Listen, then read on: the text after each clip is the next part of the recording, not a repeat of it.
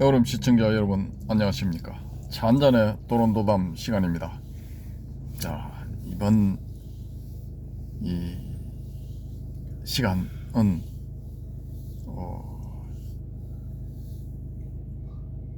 좀 다른, 좀 색다른 내용인데 아무튼 뭐 앞에 꼭지하고 위치가 같습니다. 똑같습니다. 근데 시간이 지나서 이제 밤이 된 거죠. 예. 현재 시간 9시 23분입니다. 그 사이에 뭘 했느냐? 스카이 캡슐을 타러 갔다 왔습니다. 가면서 이제 해변에서 맨발 걷기를 하면서 가자 해서 맨발 걷기를 하고 미포에 있는 블루라인 파크 스테이션으로 갔습니다. 가서 이제 매표 직원한테도 뭐 이런 거 저런 거 물어보고, 그 전에 또 안내원한테도 또 이런 거 저런 거 물어보고, 그 전에 또 이 적혀 있는 안내 문구 뭐 이런 걸 통해서 또 정보를 좀 얻고 이렇게 했는데, 오늘 이거 스카이 캡슐을 타면은 부산 시민이라 할지라도 주말이기 때문에 5만 원을 내야 된답니다. 그러면 둘이 하면 10만 원이죠.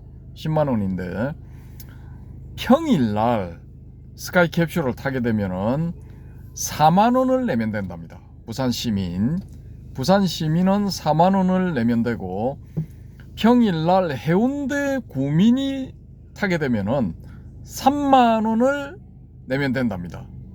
그러면은 뭐 일단 부산 시민이 평일에 타게 되면은 만 원 정도 혜택을 보는 거고, 해운대 구민은 2만 원의 혜택을 보게 되죠. 또 해운대 구민은 주말이라 할지라도, 그러니까 토요일 일요일이라 할지라도 4만 원만 내면 됩니다. 그러니까 만 원의 혜택을 보게 되는 겁니다. 그래서 이걸 또 이제 해변 열차를 보니까 편도는 만 원 이렇게 해놨더라고요. 그래서 제가 얼른 이제 머릿속으로 그러면은 우리 평일 이제 만날 때 그때 스카이 캡슐 타면 되고, 그러면 만 원씩 빠지니까 이걸 가지고 해변 열차를 타면 되겠다, 뭐 요런 얄팍한 계산, 요걸 이제 얼른 해서 그 매표 직원한테 가서 우리 그 다리돌 전망대까지 갔다가 올 생각이다. 그럼 어떻게 하면 좋겠냐? 그러면 모든 역에 다 내렸다가 탈 수 있는 걸 타면은 16,000원, 1인당 16,000원 내면 된다. 근데 시간을 봤을 때는 이게 잘못하면 막차를 놓치겠더라고요. 8시 반이 막차인데 거기 도착해가지고 뭐 5시 반차인가? 우리 5시 반차 탔나요? 출발하는 게 6시 반차인가? 5시 반차지. 저쪽에 저 해변 열차. 예, 타고 우리가 출발하는 시간이 6시 반. 6시 반인가? 아무튼 그래 뭐 시간상으로 쫓기겠다는 느낌이 들어서 일단은 그리고 우리가 주로 가는 데가 저기 다리돌 전망대다. 그러니까 이 매표 그 직원이 그러면은 왕복을 끊어서 다리돌 전망대에서 내리고 거기서 청사포까지 걸어가면은 얼마 안 걸린다. 한 10분 걸으면 된다. 청사포까지 걸어가서 청사포에서 다시 미포로 오는 그런 일정을 잡는 게 어떻게 했느냐. 그래서 들어보니까 뭐 괜찮은 것 같아서 하겠다 하니까 1인당 요금이 14,000원이랍니다. 그러니까 모든 역에 다 내리는 것보다 2,000원이 싼 거죠. 그래서 그래도 시간을 감안을 하면은 요것도 괜찮겠다 싶어서 그걸 끊었습니다. 그걸 끊어서 이제 28,000원을 내고 끊어서 한 20분 기다렸나? 한 15분 기다렸나요? 아무튼 그 정도 기다려서 타고 갔습니다. 가서 이제 출발을 하면서 이 영상을 찍었거든요. 이제 보여드리기 위해서 찍었는데 다리돌 전망대 내리고 또 이제 열차 안의 풍경, 다리돌 전망대 내려서 그 다리돌 전망대 위를 이렇게 한 바퀴 돌고, 그래서 이거 전망대 이제 조금 들어가면은 한 20m 좀 들어가면은 그 점체가 다 밑에가 유리로 되어 있습니다. 유리로 되어 있는데 격자 무늬로 뭐 이렇게 밑에 이제 철 구조물이 깔려 있고, 그 위로 이제 사방 이제 1m 1m인가 1.5m 1.5m인가 뭐 그런 이제 판유리로 덮여 있는 그 부분을 한 30-40m를 통과를 해야 됩니다. 근데 우리 저 헤어룸님이 계속 찍었는데 저도 이제 그런 경우를 처음 당해봐 가지고 맨 오른쪽에 붙어서 그 난간 부분을 짚으면서 그렇게 건넜거든요. 좀 밑에 내려다 보니까 좀 쫄았습니다. 내려다 보면서. 근데 왜 그러냐면은 전 이제 그런 거 딱 하게 되면은 항상 제일 안 좋은 그런 그 케이스로 이렇게 일이 진행된 경우가 10중 8구거든요. 그래서 야, 이거 멀쩡하다가도 내가 걸어가면은 요거 분명히 누가 장난쳐가지고 요게 갑자기 금이 간다든지 갑자기 철 구조물이 무너진다든지 요런 경우가 생길 수도 있다. 그럴 때를 대비해서 맨 이제 가쪽에 붙어서 가쪽에 난간을 잡고 가자 했는데 그 가쪽 난간도 유리로 되어 있습니다. 전부 다. 그래서 그걸 뭐 어쨌든 간에 그걸 잡고 이렇게 넘어왔는데, 이 영상이 이제 거의 2시간 한 10분인가 뭐 이렇게 찍었는데, 거기서 이렇게 이제 다리돌 전망대 주변하고 건너는 거 다 하고 또 이제 미포로 넘어와서 청사포로 넘어와서 청사포 쪽 주변 스케치하고 청사포역에서 타고 또 뭐 이렇게 넘어오고, 청사포역에서 한 30분 기다렸거든요. 열차 탄다고. 뭐 이런 거 저런 거 다 해가지고 미포에 오니까 1시간 반 찍었는데, 야, 기왕이면 2시간 채우자 해서 30분 더 이제 이거 해변의 스케치, 해변에 이제 요 앞에 사람들 왔다 갔다 하는 요 도로, 얼마나 많은 사람이 6월의 마지막 일요일 밤을 즐기기 위해서 해운대 바닷가로 왔는가, 이걸 보여드리기 위해서 찍었는데, 중간에 어느 이제 뭐 주점 비슷한데 거기를 찍는 동안에 우리 헤어롬님이 아이고 큰일 났다, 이거 잘못하면 요건 미비로 이거 캔슬 될 수가 있다. 근데 요건 미비 이 캔슬이 뭐냐면은 그 주점에서 흘러나오는 노래, 그 노래 소리도 가락 뭐 이런 것도 저작권법에 적용을 시켜서 이 유튜브 측 AI가 알아서 걸러버린답니다. 그래서 요건 미비로 이게 탈락이 될 가능성이 있다. 뭐 요렇게 이제 말씀을 하셔가지고, 에이, 기왕 버린 몸 끝까지 가자고 해서 이제 마지막 장면, 불쇼 하는 장면까지, 불쇼, 요번 불쇼는 볼만했습니다. 불쇼 하는 장면까지 이제 찍고 마쳤는데, 그 2시간 15분입니까? 10분? 2시간 1분 몇 초? 2시간 1분. 그럼 거의 2시간인데 2시간이 살짝 넘는 그 영상이 못 올라갈 수도 있어서 제가 대충 말로서 이렇게 설명을 먼저 드리는 겁니다. 혹시 올라가면 잽싸게 보시고 예, 못 올라가더라도 해변 열차를 탔구나, 예, 그 점은 이제 분명하다라는 말씀을 드리겠습니다.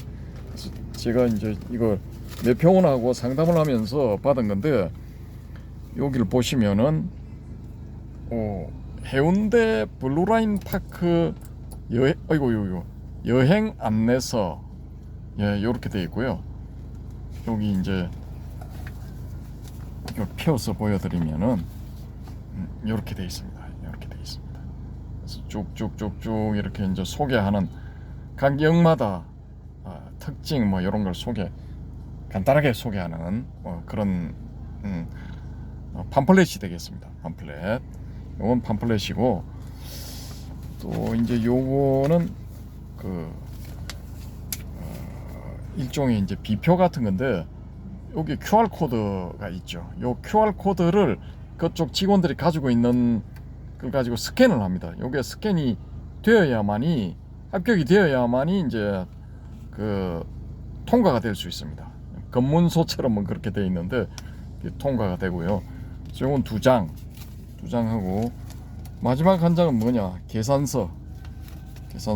영수증, 이렇게 계산이 되었다 하는 영수증, 그거를 이제 마지막으로 보여드리겠습니다. 이게 이제, 아이고 글자가 이거 포커스가 안 맞네. 매출 전표 영수증 뭐 이렇게 돼 있고, 두명 뭐 28,000원 뭐 이렇게 돼 있는 겁니다. 아무튼 뭐 거기를 갔다 왔다, 요거를 이제 보여드리려는 거고, 이상 이 해운대 블루라인 파크 해변 열차를 이렇게 경험한 과정 결과 뭐 요런 데 대해서 이제 보고를 드렸고요. 오늘의 이제 메인 메뉴는 뭐냐, 암법상의 사기성에 대해서 다시 한번 한번 말씀을 드려볼까 합니다. 지난번에 우리 참 가볍게 한번 했죠. 암법상의 사기성 뭐 이런 거. 말만 한일만 나는. 말만 했습니까? 네. 그래서 이 자님과 이제 다시 또 삼법인, 오온 이런 데 대해서, 또 열반, 또 이 고에 대해서 이렇게 말씀을 드렸는데, 이거 지금 우리가 보고 있는 이 초기 불교에 대한 주된 정보는 어디서 나오느냐 하면은 니까야하고 또 부파불교의 논사들이 만들어 놓은 논서 뭐 그런 데서 나오는 거거든요. 요 부분은 이제 1980년도에 초반에 이제 이 동국대학 불교학교에서 가르친 거는 주로 어디에 의존하고 있었냐면은 아함경이라는 중국의 경전에 의지하는 것도 있었지만은, 세친이라는 즉 바스반두가 지은 아비달마 코샤 구사론에 의지를 하는 경향이 좀 셌거든요. 그게 좀 강했는데, 구사론 말고도 육종론이나 또 가다연니자라는 논사가 지은 그 사람이 유부의 대표적인 논사로 알고 있는데, 그 양반이 지은 대표적인 논이 있죠. 뭐 그런 거에 의지를 많이 하고 교리를 이렇게 가르쳤거든요. 거기에 나오는 그런 내용들을 가지고 교리를 가르쳤는데, 그게 이제 이 경과 논 요렇게 딱 이렇게 분류가 딱 되잖아요. 그러니까 경전의 범주에서는 이 니까야의 내용을 가지고 가르친단 말입니다. 1980년대도 그랬고 그 이전도 그랬고 그 이후 몇십 년이 흐른 뭐 한 40여 년이 흐른 지금도 마찬가지입니다. 또 이제 좀 더 요즘 이제 잘 소개가 되고 있는 게 부파불교 논사들이 지은 논 부분이 지금 번역이 좀 많이 되어서 그런 부분들이 좀 충실하게 소개가 되고 있거든요. 그러니까 우리가 지금 접하는 정보가 경도 그렇고 논도 그렇고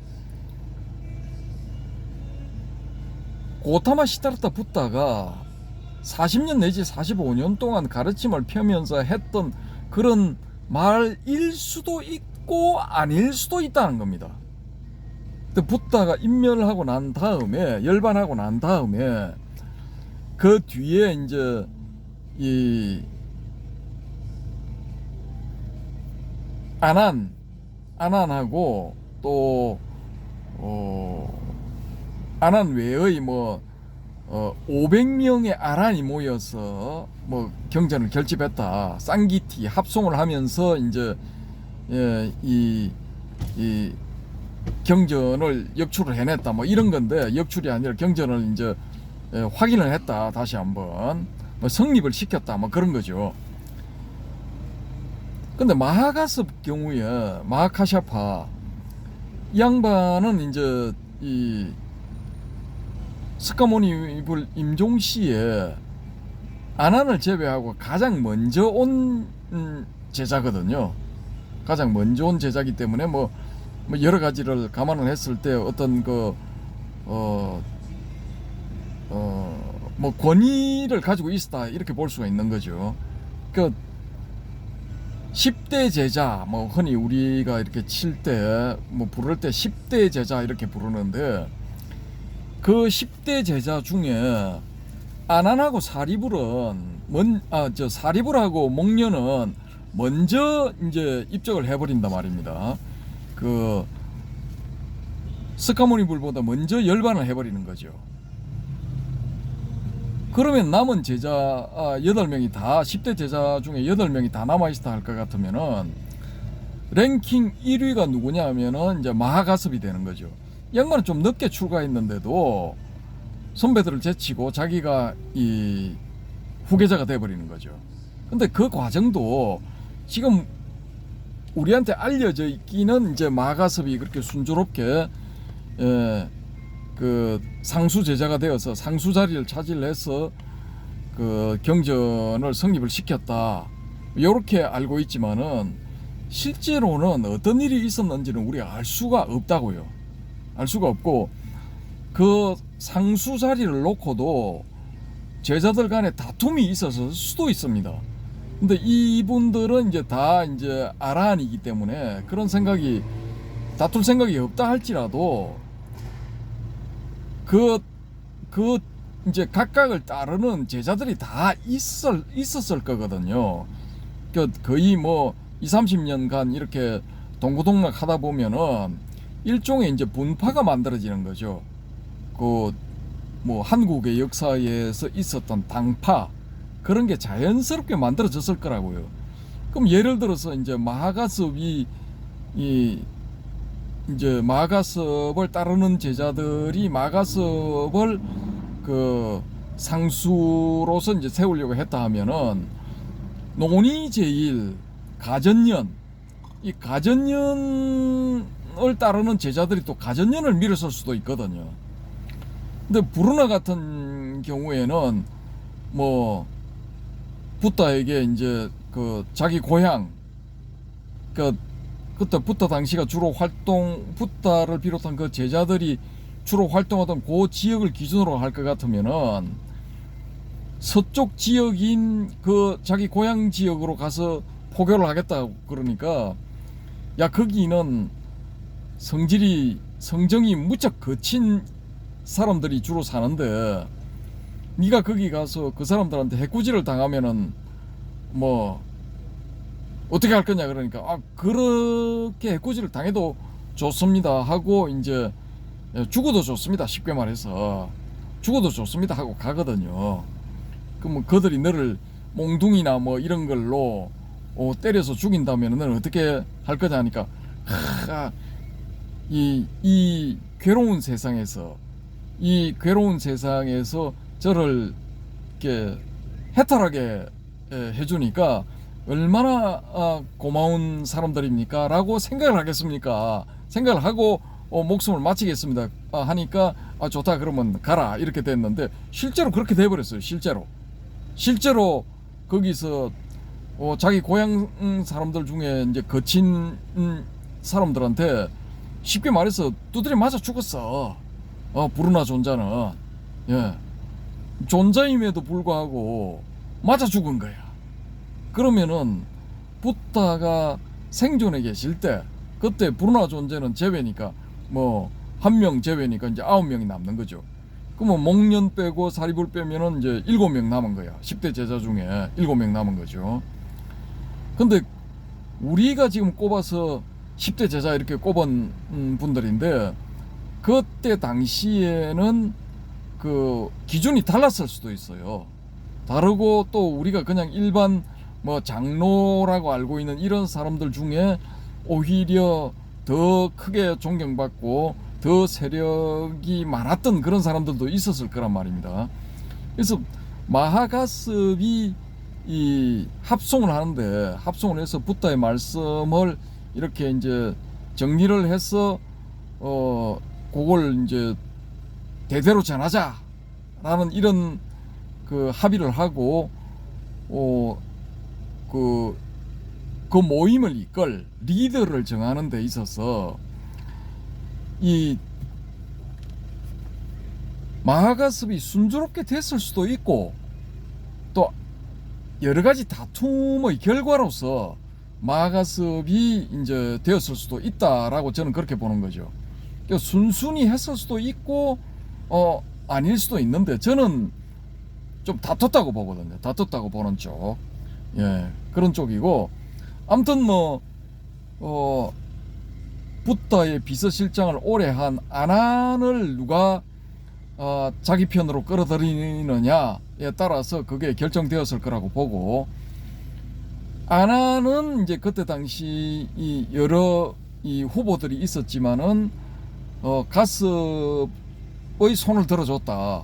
그래서 가습이 이 상수로서 이제 그 합송 상기티를 이끌었다라고 이제 보는 거죠. 저는 저희 어디까지나 뇌피셜.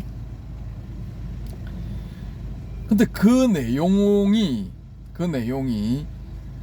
그대로 해서 거의 1100년 1200년 동안 1.1획도 안 틀리고 그대로 내려왔다 라는 이런 가정이 성립할 수도 있고 안 할 수도 있습니다. 그냥 완전 무결하게 그대로 내려왔다 라고 한다면은 우리가 지금 보고 있는 그 니까야의 내용이 붓다가 하신 말씀 그대로라고 인정을 해야 됩니다. 인정을 해야 되는데 그 안에도 보면은 부분적으로 좀 안 맞는 게 있거든요. 이제 그런 모순점들이 보이기 때문에 최소한 저는 이걸 순수하게 붓다의 교설이다라고 인정할 수가 없다라는 거죠. 가장 이 들기 쉬운 예로서 삼법인을 들 수가 있습니다. 근데 삼법인에서 지금 알려져 있기로는 무상고무화 요 순서로 무상하기 때문에 고익이고 고익이기 때문에 무아이다 이렇게 알려져 있는데 제가 여기에 의문을 품고 영국의 그 PTS 그 사이트에 들어가서 확인을 해보니까 이 버전 외에도 또 다른 한 버전이 있더라. 그러니까 무상하기 때문에 고이고 요건 같은데 그 다음이 다른 겁니다. 무상하고 고이기 때문에 무아이다 라는 버전이 하나가 더 있더라라는 거죠. 그 말이 그 말 아니냐라고 하실 분도 계시겠지만은 요걸 잘 곱씹어 보면은 두 버전이 완전히 다릅니다. 완전히 다릅니다. 이 방점이 찍히는 게 두 번째 버전은 무상하고 고이기 때문에 무아이다 이렇게 되면은 고에 찍히는 게 아니라 무상에 방점이 찍히는 거거든요. 그게 그러면은 고를 딱 빼버리고 무상하기 때문에 무아이다 이렇게 되면은 단어만 가지고 봤을 때는 이게 맞는 거죠. 무상하기 때문에 무아이다. 그 부분을 생략을 시켜버려도 이건 말이 통한다라는 거죠. 성립한다라는 겁니다. 오히려 요게 더 자연스럽다라는 게 이제 저의 견해죠. 그래서 이 두 가지 버전만 놓고 봤을 때도 아니 붓다가 왜 그 삼법인 그 이전에 삼특상 그 존재의 세 가지 부분에 대해서 세 가지 특출난 부분 특징적인 부분에 대해서 이야기를 하면서 버전을 두 개를 제시를 했냐라는 거죠. 그것도 잘 따져보면은 찍히는 그 방점이 달라서 뉘앙스가 다르다라는 거죠, 이게. 그러면은 쉽게 말해서 여기 가서는 이 말하고 저기 가서는 저 말했다는 이런 게 되는데, 이걸 우리가 두 버전 다 석가모니의 친설이다라고 이야기하기에도 이건 좀 뜬금없죠, 이게. 두 개가 사실은 다른데 과정이 다르잖아요. 출발점, 종착점은 같다 할지라도 중간에 과정이 다르기 때문에 이거 같다라고, 같은 가르침이다, 같은 교설이다라고는 볼 수가 없다라는 겁니다. 적어도 저의 뇌피셜 상으로는 저는 인정을 못하겠다라는 거죠. 그리고 다른 부분의 어떤 교설들도 이렇게 찾아보시면은 자체 내에 모순이 있는 경우가 있는가 하면은 이게 교설들끼리 충돌하는 경우도 있습니다. 충돌. 서로 부딪히는 거죠. 그러니까 부딪혀서 이게 뭐 산박하게 이게 문제가 해결이 되느냐 하면은 아니고 복잡한 문제를 야기시키는 그런 경우가 대부분이거든요. 그러니까 요렇게도 볼 수도 있고 저렇게도 볼 수도 있고, 그러면은 이게 보는 각도에 따라서 보는 게 다 맞다 할 것 같으면 이게 진리냐라는 거죠. 그런 의문점을 우리가 제시를 할 수 있다라는 겁니다. 근데 대성불교에서는 보는 각도에 따라서 달리 보이는 이거 진리라고 이야기를 하거든요. 쉽게 예를 들면은 원통을 우리가 놓고 봤을 때 비스듬히 보면은 원통인데, 원통 바로 위에서 보면은 혹은 바로 아래에서 보면은 이게 원처럼 보이거든요. 근데 측면에서 보면은 또 정사각형 내지 직사각형으로 보여질 수가 있다라는 거죠. 그러면은 실체는 원통이더라도, 실체는 원통이라 하더라도 보는 위치 혹은 관점에 따라서는 원이나 사각형이 될 수가 있다라는 겁니다. 근데 대성불교에서는 이런 걸 인정을 딱 해버리거든요. 왜? 관점이 다르다라는 것부터 그 부분까지 포함을 해버리니까 이런 게 경우에 따라서는 이 원이 되기도 하고 경우에 따라서는 사각형이 되기도 한다. 요걸 다 인정을 한다라는 거죠. 근데 초기 불교에서는 순수성을 강조를 하기 때문에 하나의 실체에 대해서는 진실된 모습이 하나만 있어야 되는 거지, 이게 두 개가 있다든지 세 개가 있다든지 이렇게 되면 안 되는 겁니다. 이게 이 교설의 흐름상 이건 안 돼, 성립이 안 되는 겁니다. 아예 처음부터 이런 생각을 하면 안 되는 겁니다. 요건 불순한 생각, 결함이 있는 생각, 외도들이나 일으킬 수 있는 그런 생각, 그런 견해라고 딱 못을 박아버립니다. 그러니까 유연성 뭐 이런 게 많이 떨어지죠. 융통성 이런 것도 많이 떨어집니다. 그러면은 고타마 시다르타 붓다가 소위 말하는 붓다인데 자기 입으로 나는 일체지자인 붓다가 되었다라고 선언을 한 양반인데, 그럼 이런 그 모순적인 이야기들 혹은 또 융통성이 없는 이야기들, 뭐 편협한 이야기들, 꽉 막힌 이야기들, 요런 가르침을 줬겠나라는 겁니다. 요런 가르침을 가르쳤겠나, 이런 내용을 가지고 가르쳤겠나라는 거죠. 그러면 이거 불완전한 거죠. 일체지자 뭐 이건 전지적인 능력 혹은 완전성 이런 걸 깔고 있는 건데, 기본 전제로 하는 건데, 이게 모순이 있는 그런 이야기를 하게 되면은 완전성 뭐 전지적 입장 이런 게 다 이제 이게 거기에 험결이 생겨버리는 겁니다. 그걸 인정을 못하게 되는 거죠. 그러니까 지금 우리가 갖고 있는 정보, 우리가 갖고 있는 니까야의 내용들은 이게 논사들의 시대, 즉 부파불교 시대를 거치면서 각 논사들에 의해서 혹은 그때 당시의 그 부파의 입장에 의해서 전부 수정, 가감 뭐 심할 경우에는 왜곡 뭐 요런 것들도 많이 있었을 거다라고 이제 저는 보는 겁니다. 그러니까 이런 추정이 좀 타당성이 있다라고 볼 수 있는 그 예가 뭐냐 하면은 양반들이 이제 붓다가 사라지고 나니까 자기들이 붓다의 가르침을 그렇게 이제 쌍기띠 합성을 통해서 도출을 해낸 다음에 그걸 위주로 가르치는데, 그 가르침을 이제 들은 제자들 중에 누군가가 이제 의문이 생겨서 저처럼 좀 삐딱선을 탄다든지 궁금한 점이 많은 이런 제자들은 질문을 했을 거라고요. 어떤 의문점에 대해서 혹은 모순점에 대해서 질문을 하게 되면은 붓다가 거기에 대해서 대답을 하게 되면 권위를 가지기 때문에 그게 다 통과가 될 수 있는데, 이미 붓다가 사라진 상태에서는 남은 제자들끼리 자기들이 보는 관점이 다 다르기 때문에 각자의 관점에서 그러니까 각자의 수준에서 그런 질문에 대해서, 공통된 질문에 대해서 답변들을 했을 거라는 거죠. 그런 답변들이 일치가 안 되니까 거기서 입장 차이가 생기고 부파가 만들어졌을 거다라고 볼 수도 있다라는 겁니다.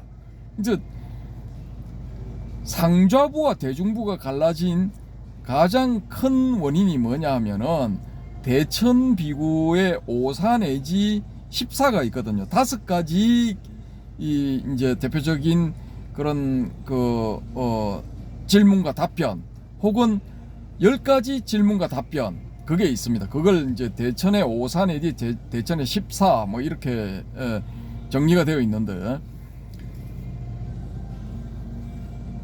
거기에 이제 뭐 대표적인 게 이거죠. 비구가 그러니까 출가자가 금이나 은과 같은 그런 그 귀중품, 값나가는 물품, 혹은 더 나아가서 쉽게 말하자면 그때도 화폐가 유통이 됐거든요. 석가모니 당시에 이미 그 지역에서 화폐가 유통이 됐답니다. 그 고고학자들에 의해서 이게 증명이 된 겁니다. 된 건데, 처음에 석가모니 불이 계율을 만들 때는 스님들은 몸에, 이 출가자는 몸에 금을 가졌어도 안 되고 은을 가졌어도 안 되고 돈을 가졌어도 안 된다, 이런 조항들이 있습니다. 이제 귀중품 내지 그런 일반적인 가치로 환산될 수 있는 그런 것들을 몸에 지녀서는 안 된다.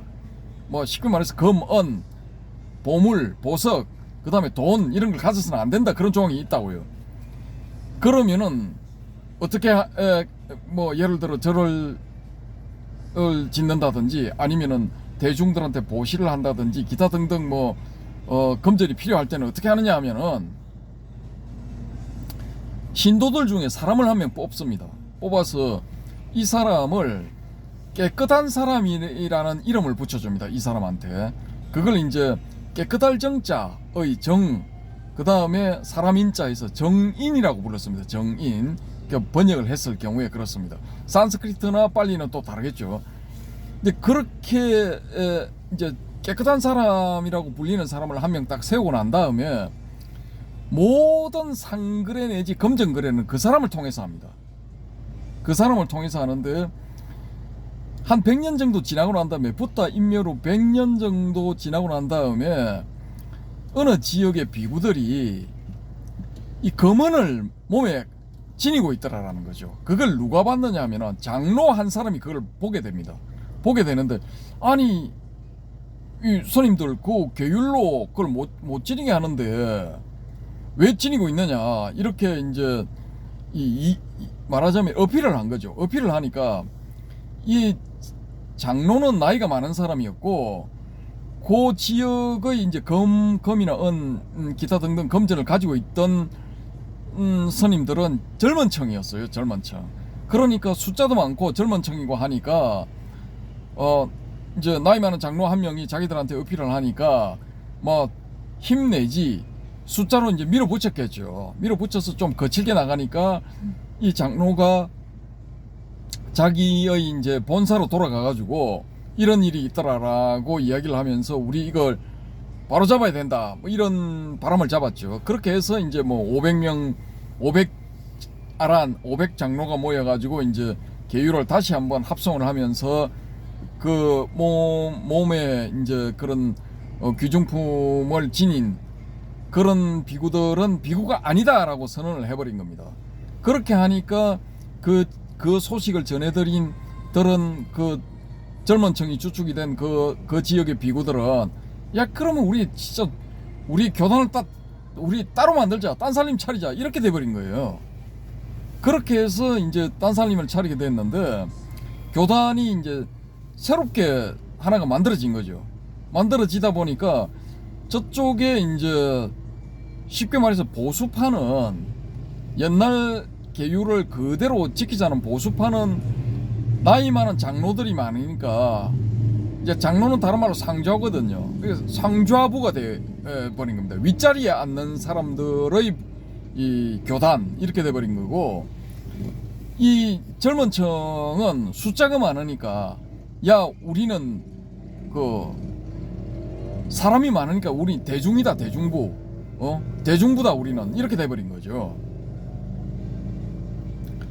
마하쌍기칸가 뭐 그럴 겁니다, 거기가. 그러니까 요런 식으로 이제 이게 초기에 근본 분열이라는 게 생겨버렸죠, 그죠? 근본 분열. 이 최초의 분열인 겁니다, 이게. 두 개 파로 분열이 된 게. 근데 이 대중부 측의 입장에서 봤을 때는 이 사람들은 좀 이제 소위 말하는 진보적인 생각을 가지고 굳이 깨끗한 사람을 통해서 거래를 하는 것보다 우리가 그냥 직거래를 하자. 그러니까 시장에 나가서 우리가 물건도 사고 또 계산을 할 필요가 있을 때는 다른 사람들 뭐 신도가 돼도 좋고 신도 아닌 사람 일반 상인 뭐 이런 사람이라도 좋고 사고 파는 이걸 우리가 하자, 직접 하자, 뭐 이렇게 돼버린 거죠. 그러니까 예전에 석가모니 당시의 계율은 금에도 손을 안 대고 은에도 손을 안 대고 돈에도 손을 안 댔던 겁니다. 근데 금을 자기가 손을 대는 그 자체가 계율을 어기는 거예요.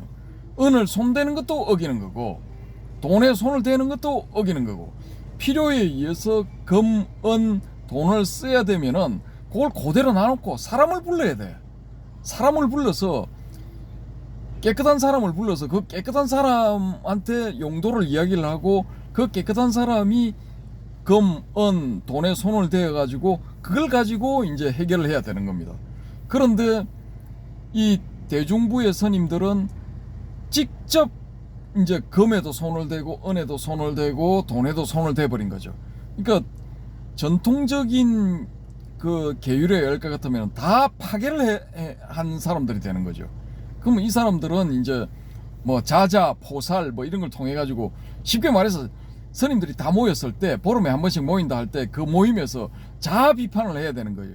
내가 아무 날 아무 때에 아무 시에 어떤 이유로서 뭐 이렇게 금에 손을 대고 은에 손을 대고 돈에 손을 댔습니다라고 하면서 반성합니다 뭐 이렇게 해서 거기 모인 스님들이 반성했으니까 넘어갑시다 이렇게 하면 넘어가는 거고, 뭐 당신은 계율을 어겼으니까 당장 지금 속퇴하시오 하면 속퇴해야 되는 거예요.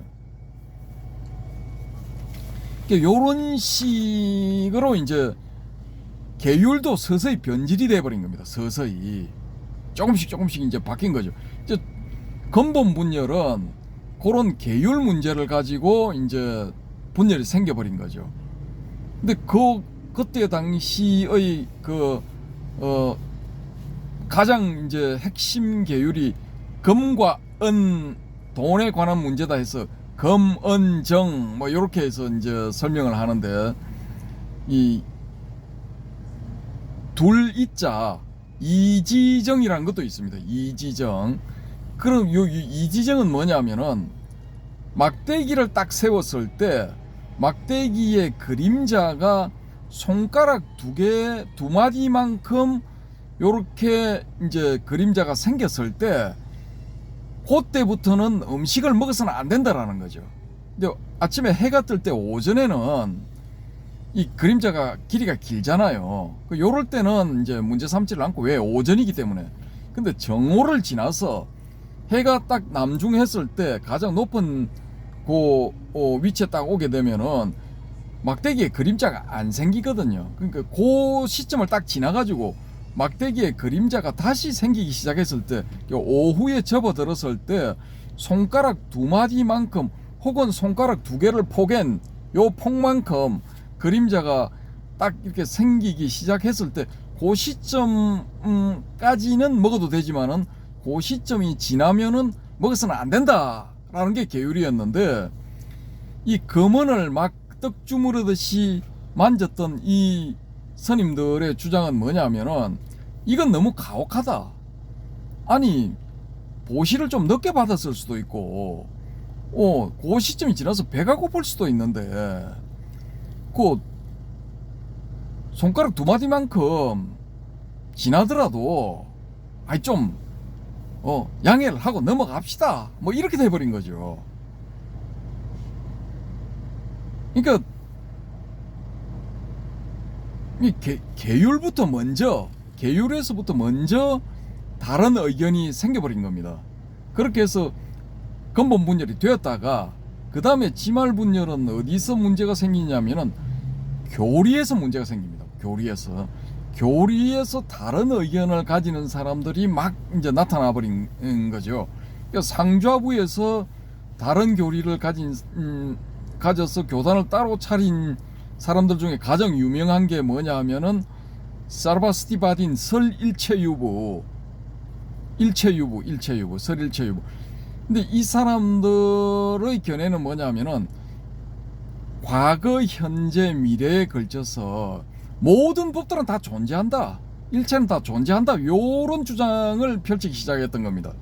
그러면은 삼법인에서 이끌어낸 무와, 또 삼법인에서 이끌어낸 거는 이제 딱 무아에만 존재가 되지만은 국한이 되지만은, 이 오온에서 이끌어낸 것도 이제 무아로 가는 거죠, 그죠? 근데 그 외의 일체법이, 일체의 모든 법이 다 무하다라고, 이런 주장으로 이게 확대가 되거든요. 확대가 되는데, 유부의 주장은 이게 완전히 이제 그런 주장하고 상반돼 버린 거죠. 모든 게 이 없다라는, 모든 게 무다, 일체가 무다, 이런 식의 주장으로 이제 확대가 됐는데, 이 유부의 스님들은, 유부를 세운 스님들은, 우리는 거기 동의 못 하겠어. 아니 진짜 다 있는데, 눈앞에 저렇게 뻔하게 있는데 저걸 왜 없다고 보는 거야? 이게 말도 안 되는 소리 하지 마라. 상식적으로 생각해도 그건 용납이 안 되는 주장이다. 있는 걸 왜 없다고 해? 말이 안 되는 거다 해가지고 교단을 따로 세워버린 거죠. 그렇게 하다 보니까 어떤 문제가 생기냐면은, 삼법인의 교설하고 대치가 되는 거예요. 오온의 교설하고 대치가 되는 거죠. 그 삼법인이나 오온은 그 교설을 설명을 하면서 나라는 게 없다, 요런 걸로 귀결이 되면서 요게 더 확장이 되어 가지고 일체가 없다, 뭐 이런 쪽으로 이게 확산이 돼 버린 게 이 전통적인 가르침인데, 여기에 반기를 들었기 때문에 이건 상좌부 쪽에서 주장하듯이 너희들은 불교가 아니다 라는 그런 비난을 받게 된 거죠. 그래서 이 사람들은 이 무아와, 그러니까 삼법인에서 이렇게 도출해낸 무아, 오온에서 도출해낸 무아, 그걸 확산한 일체의 무아, 요런 주장들하고 이렇게 이 충돌을 하지 않고 이제 자기들의 주장을 인정을 받을 수 있는 그런 방법을 찾기 시작해버린 거죠. 그런 방법을 찾은 겁니다. 그래서 이제 그 부분에 대해서는 이 사람들 나름대로의 독특한 주장을 하면서 요걸 이제 교묘하게 예, 양쪽이 양립할 수 있게끔 이런 식으로 전개를 시켜버리거든요. 그러면은 이 상좌부는 그러면은 상좌부의 교리는 완전 무결하냐? 그것도 아닙니다. 상좌부에서 자기네 교리의 그 모순점을 이걸 커버를 치기 위해서 만들어낸 게 있는데 그게 뭐냐면은 소위 말하는 바왕가 개념이라는 거거든요. 근데 그 바왕가 개념은 두 단어를 합친 겁니다. 그러니까 버하바하고 이제 앙가라는 거 요 두 개를 합친 건데 그 버하바를 빨리 발음하면 바와 이렇게 되거든요. 그 앙가가 붙으니까 바왕가 뭐 이렇게 되는 거죠. 근데 요게 이제 버하바는 존재, 그 다음에 앙가는 요소 이렇게 되니까 바왕가가 처음에는 존재의 요소 뭐 이렇게 이런 의미를 가졌거든요. 근데 요게 나중에는 이제 꿈이 없는 순수한 잠 요런 의미로 이제 의미가 바뀝니다. 바뀌었다가 나중에 또 어떤 의미를 가지게 되느냐면은 이게 이제 무아 상태가 돼야 되는데 나가 없어야 되는데 이게 전부 없다 해버리면은 그러면은 지금 인식하고 있는 건 이건 뭐냐 이렇게 돼버리는 거죠. 그리고 요 지금 인식하고 있는 이런 것들조차 이걸 무화를 시켜버리면은 그러면은 남아있는 게 뭐냐라는 거죠. 우리가 이거 숨쉬고 먹고 또 잠자고 하면서 살아있는 삶을 유지하는 뭔가가 있는데 그 뭔가가 뭐냐라는 거죠. 이제 그 뭔가가 없다라고 할 것 같으면은 우리가 잠이 들면은 무의 상태에 들어가기 때문에 다시 깨지를 말아야 돼요. 다시 깰 수가 없는 거야, 이론상으로. 근데 우리는 실질적으로 경험상으로는 깨잖아요. 자다가 죽는 경우도 있지만은 그런 경우는 극히 드물고 거의 대부분이 깨잖아요. 자다가 돌아가신 분 뭐 몇 년 전에 경주 분교에 불교학과 뭐 학과장 하던 분인가 뭐 했던 분인가 뭐 교수님 한 분 뭐 주무시다가 돌아가셨다 뭐 그렇게 기사가 난 걸로 아는데 그런 케이스는 아주 극히 드물죠. 근데 뭐 많은 분들 특히 연부를 하시는 그 보살님들 아이고 내 자다가 가야지 뭐 이런 서원을 세우고 뭐 열심히 연부를 하시는데 확률적으로는 무지하게 드뭅니다. 그게 거의 안 되거든요. 거의 드물고 뭐 한 뭐 10,000명 중에 1명, 10만 명 중에 1명 뭐 그 정도 확률밖에 안 되거든요. 그러니까 전부 무라고 하면은 내가 지금 없는 상태인데 나의 육신도 없고 색도 없고 수상행시도 없다 해버리니까 그럼 뭐가 도대체 이걸 유지를 하느냐 이거죠. 우리의 생명을 유지하는 게 도대체 뭐냐라는 거죠. 근데 거기에서 이제 착안해낸 게 뭐냐 하면은 요 바왕가 개념이라는 겁니다. 봐봐, 존재, 봐봐, 존재, 이 존재의 요소, 존재케 하는 요소, 우리가 존재를 이어가게 하는 요소, 그게 바로 있다라는 거죠. 바왕가 그런 게 있다라는 거지.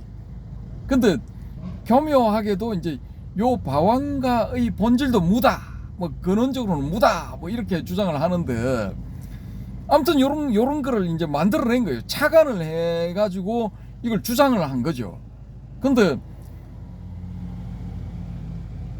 부파들 중에 이론적으로 교리에서 갈라져 나온 부파 중에 경량부란 게 있습니다. 경량부, 혈량, 비량할 때 그 량자, 그 앞에 이제 경전할 때 경자가 붙어서 경량부인데 이 부파는 뭐냐면은 야 아무리 뭐 그래도 네가 아무리 뛰어나도 뭐 붓다보다 뭐 오늘 못할 거 아니냐 요런 가정하에서 붓다가 하신 말씀을 담았다고 전해져 내려오는 경전 그러니까 니까야의 내용을 최우선적으로 하고 최고 높게 평가를 하고 요 기준에 어긋나는 거는 다 비불설이야 라고 주장하는 파가 경량부거든요. 부파가.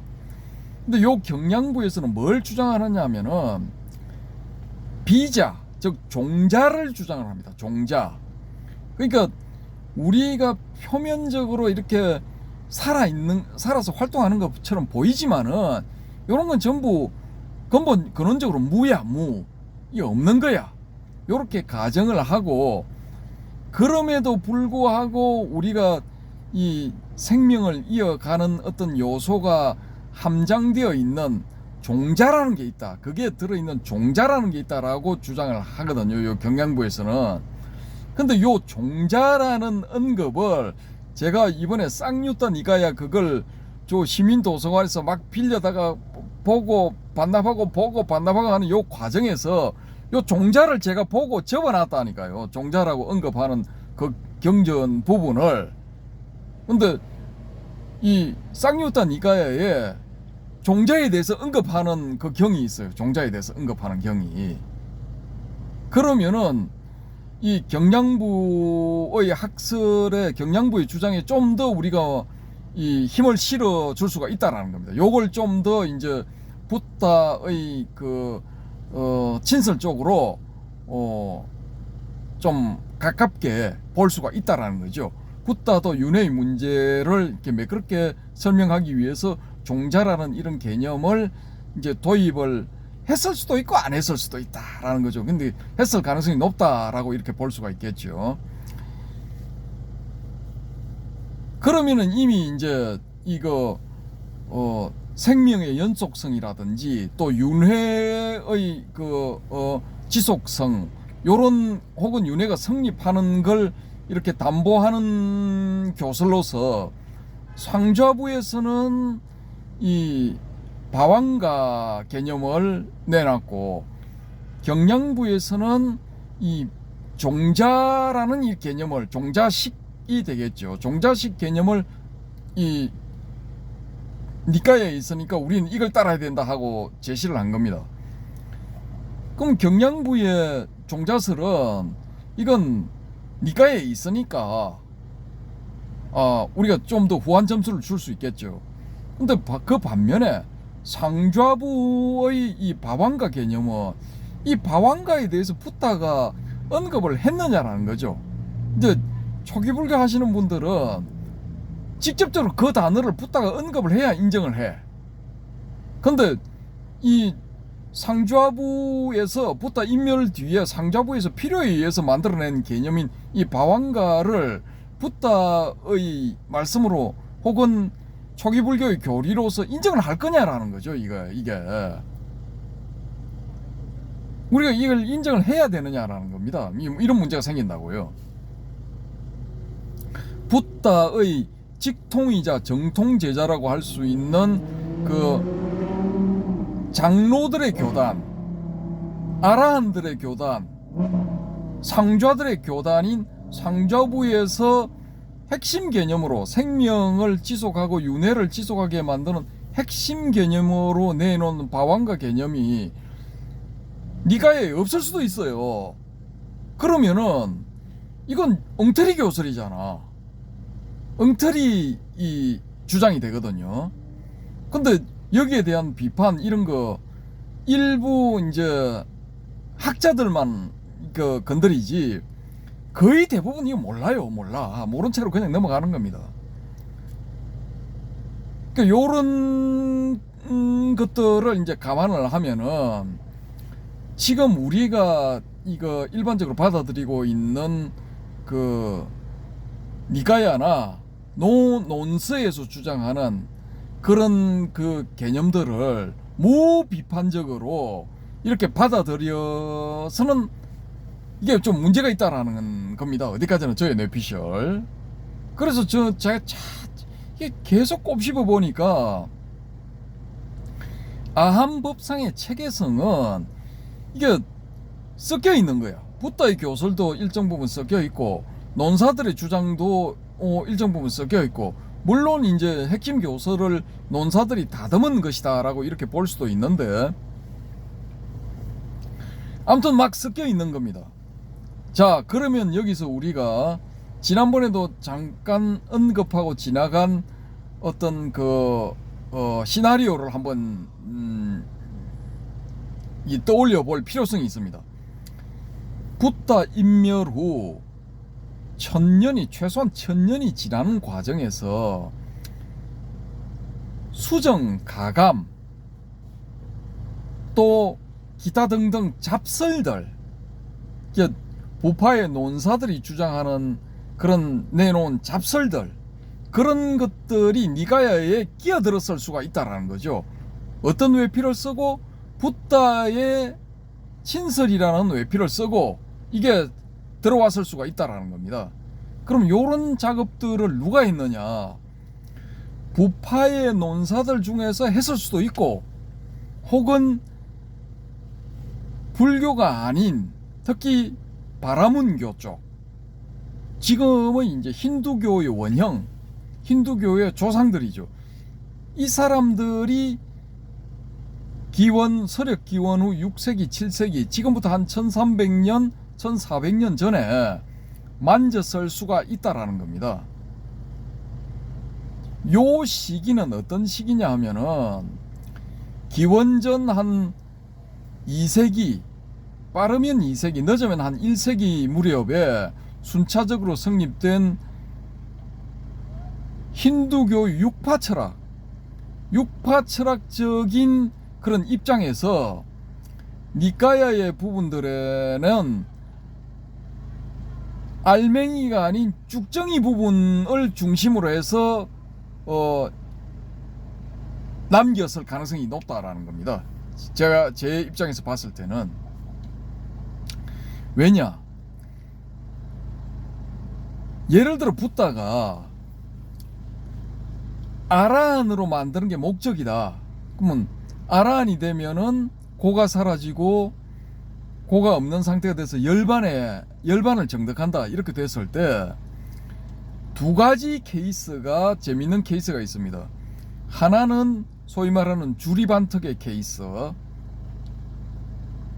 이 주리반특은 바보입니다. 형은 천재인데 동생은 바보야. 형은 그냥 한번 들으면은 다 기억해. 기억의 천재야. 안하는 능가하는 천재야. 근데 동생은 듣고 돌았으면은 잊어버려. 한 귀로 듣고 다른 귀로 그냥 빠져나가 버리는 겁니다. 이 바보가 형한테도 이 잔소리를 듣고 또 다른 교단의 다른 동료들한테도 비웃음을 받고 하니까 아이, 내가 그냥 집에 갈래, 이렇게 돼버린 겁니다.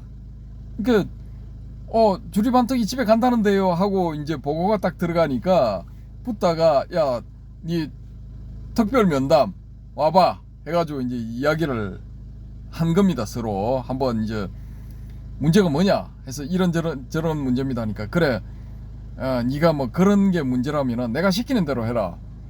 뭐 하면 되겠습니까? 니는 다른 거 할 필요 없이 그냥 청소만 해. 청소만 비들고 깨끗하게 썰어. 경내를 청소를 하고 그게 다 끝나면은 또 다른 거 찾아서 청소 하여튼 이 절을 깨끗하게 만드는 거, 그게 앞으로 네 업무니까 무조건 그거만 하고 뭐 법문 들을 생각도 하지 말고 뭐 이거 공부할 생각 이런 거 하지 마. 이렇게 해서 주리반특은 청소만 한 겁니다. 청소 담당. 근데 청소는 계속 하다가 어느 순간에 이 선불교식으로 한소식을 해버린 거죠. 그때부터 뭐 사람이 달라지니까 아우라도 달라지고 태도도 달라지고 말하는 게 달라지니까 바로 보고가 들어간 겁니다. 난 이미 알고 있어. 뭐 걔 알아낸 거야. 뭐 이렇게 돼버린 겁니다. 붓다가 인정을 딱 해버리니까 나머지도 다 뭐 인정할 수밖에 없죠. 그때부터 청소도 자기가 했겠지만은 그때부터 가르치기 시작한 거예요. 쉽게 말해서 법상에 오르기 시작한 겁니다. 그렇게 해서 이제 주리반특이 아란이 된 케이스 하나가 있고, 이건 뭐 교리라든지 이런 거 아무 상관없죠. 그 다음에 또 한 가지 케이스는 분뇨 처리기사 우다이라고 있었습니다. 우다이라고. 근데 이 분뇨 처리기사 우다이는 아주 즐겁게 일을 했어요. 부처님이 싼 똥도 치우고, 부처님의 제자로서 아란이 된 스님들이 싼 똥도 치우고, 그 다음에 그 제자들의 똥도 치우니까 일반인의 똥이 아니라 성자들이나 혹은 성자들의 제자 혹은 성자에 가까이 간 고귀한 사람들의 똥을 치운다라는 이런 생각을 가지고 즐겁게 일을 했어요. 즐겁게 일을 했는데 어느 날 이제 그런 우다이를 본 샤카무니불이 이 잠깐 내하고 면담 좀 하자 해가지고 또 이 가르침을 특별하게 따로 준 겁니다. 그 가르침을 받고 이 실천을 한 우다이도 아란이 돼버린 거죠. 이 교리하고 아무 상관없어. 전혀 상관없습니다. 이 두 가지 예에서 본 것처럼 또 하나 예를 더 들자면 앙굴리말라 이 사람 999명 죽이고 1000번째 붓다를 죽여서 1000명을 채우려고 하다가 붓다의 위신력에 아우라에 감복해서 제자가 바로 돼버렸죠. 살인을 멈추고 그 제자가 됐는데 여기도 또 좀 특별한 가르침을 주는데 교리적인 가르침이라기보다는 일반 상식에 가까운 뭐 그런 가르침을 줍니다. 근데 그게 좀 교리적으로 포장이 돼 있죠. 포장이 돼 있는데 저는 요걸 좀 다르게 보는 게, 요 케이스는 좀 다르게 보는 게, 그 교리적 가르침보다는 붓다의 어떤 쉽게 말해서 진화가 뿜어내는 어떤 힘에 의해서 그 힘에 조복당한 그 앙굴리말라의 그 어떤 정신 세계가 개조가 되지 않았나, 저는 그렇게 보는 거죠. 그 순간적으로 이 견성을 해버린 거죠. 선불교식으로 말하자면은 그렇게 해서 이제 아란이 되었을 거다라고 보는 게 이제 저의 추정입니다. 그냥 뭐 삼법인 사제팔정도 5온 12처 18개 이거 배운 것보다는 오히려 그런 쪽이었지 않나라는 거 보는 거죠. 근데 진실은 모른다, 뭔지 모른다 라는 겁니다.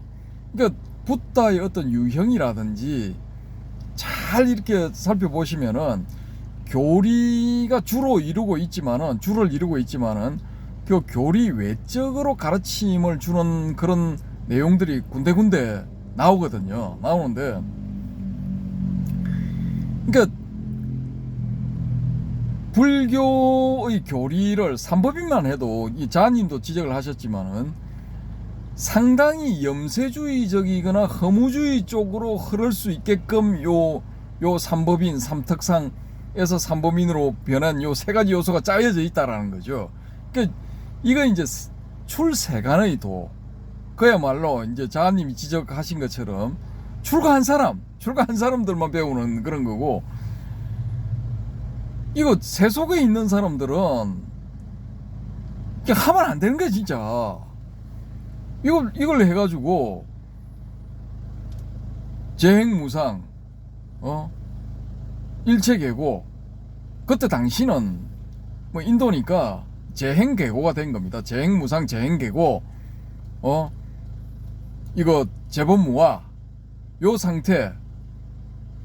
상태가 만약에 되면은 일상생활이 제대로 되겠습니까? 그 솔직히 말해서 일상생활은 안 된다고 봐야 되거든요. 그러면은 이 사람이 처자식을 먹여 살려야 되는 그런 입장에 있는 사람일 것 같으면은 이게 뭐 가정생활, 사회생활 뭐 이런 게 제대로 되겠습니까? 이게 안 되거든요. 안 된다고요. 그러니까 찰나의 무아를 딱 경험을 하고 다시 되돌아온 케이스 같은 경우에는 일상생활이 가능하죠. 근데